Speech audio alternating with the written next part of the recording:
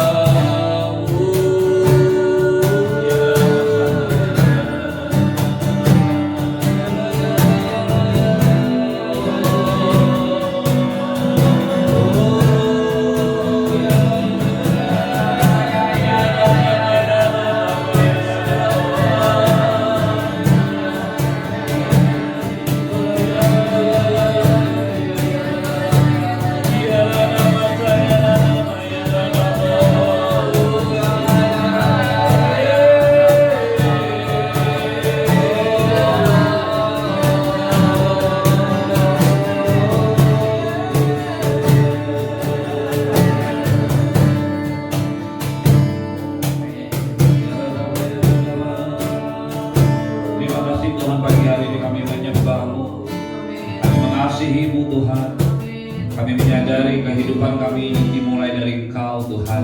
Kehidupan kami ada pada Engkau Tuhan.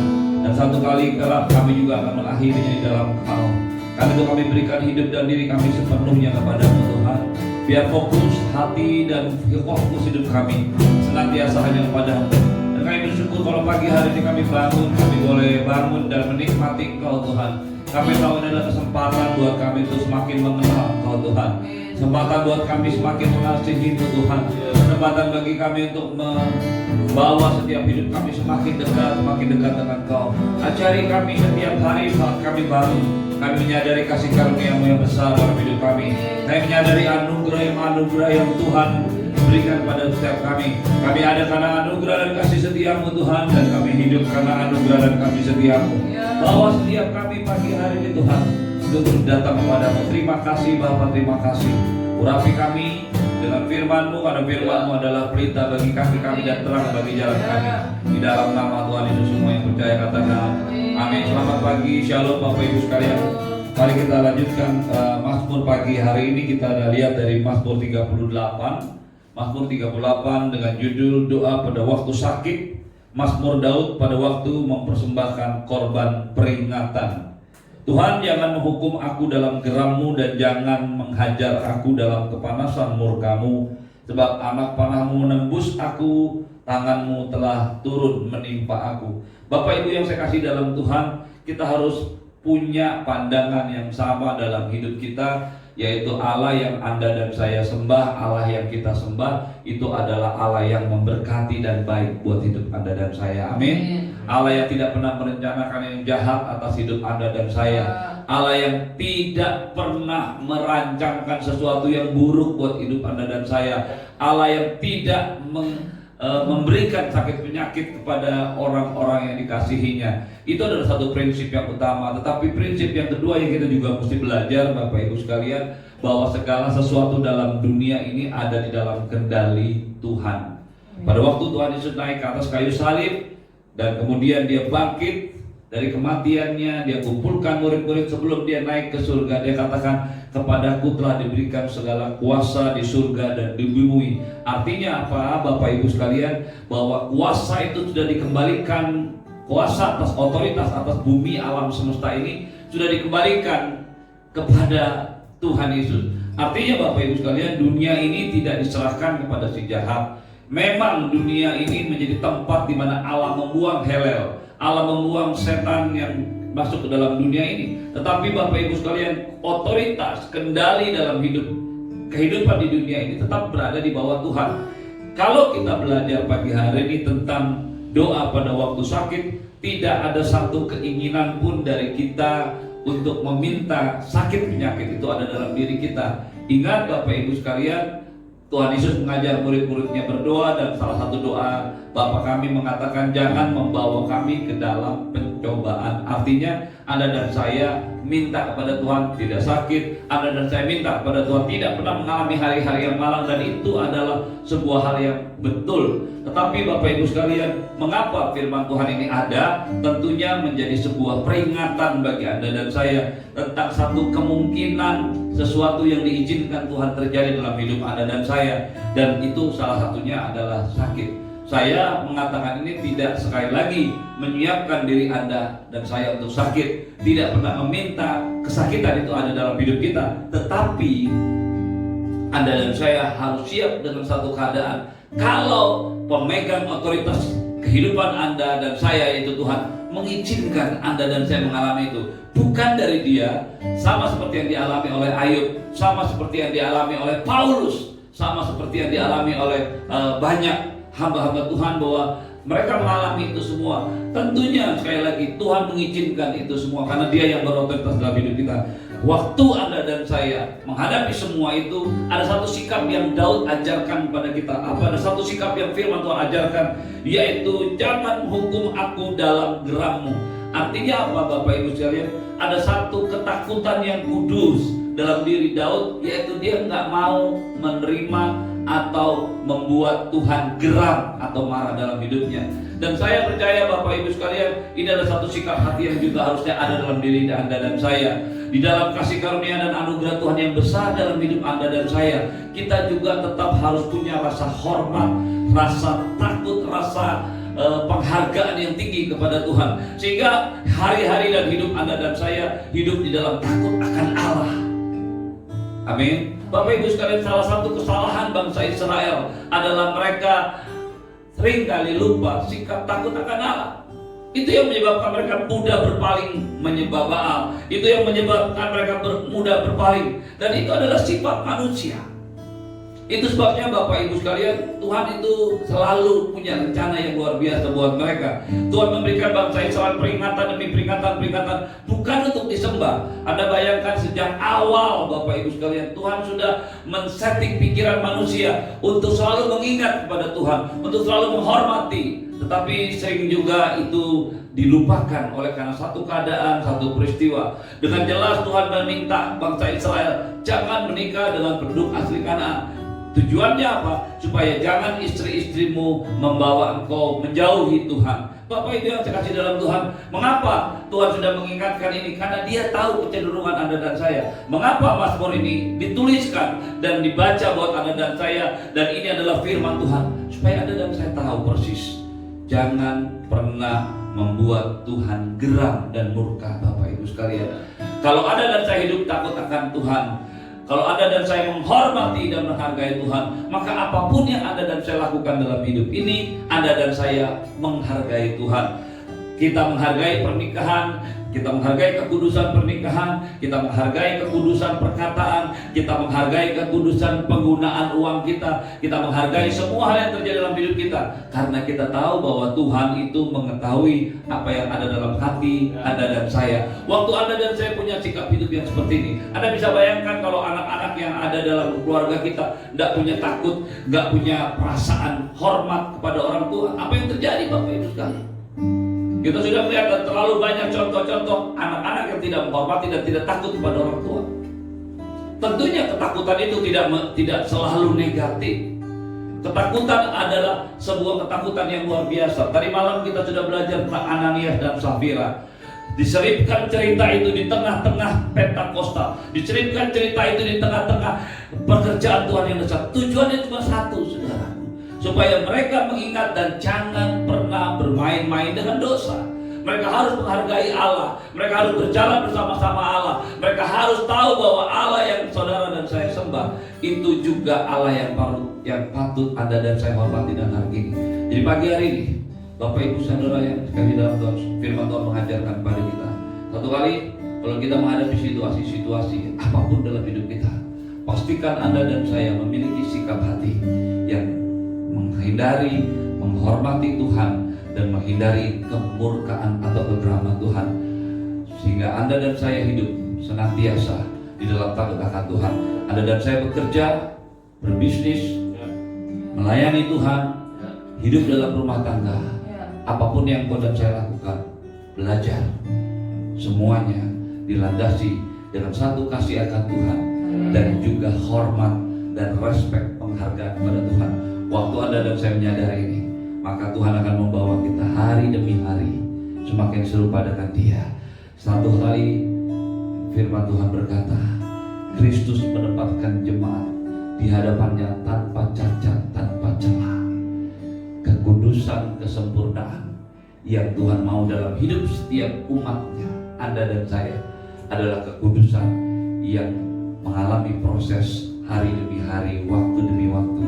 Sehingga satu kali kita akan berdiri seperti doa Paulus di 1 Tesalonika 5 ayat 23. Hendaklah seluruh hidupmu terpelihara sempurna, roh, jiwa, dan tubuh. Amin. Waktu Anda dan saya menghormati Tuhan, menghargai Tuhan, kita akan belajar menggunakan kata-kata kita akan belajar memahami hati kita akan menjaga pikiran kita akan menjaga mata kita, karena kita tahu persis kita tidak boleh membuat Tuhan murka dan geram. Selamat pagi, Tuhan Yesus memberkati. Mari bangkit berdiri, kita akan akhiri ibadah kita. Angkat tanganmu pada Tuhan.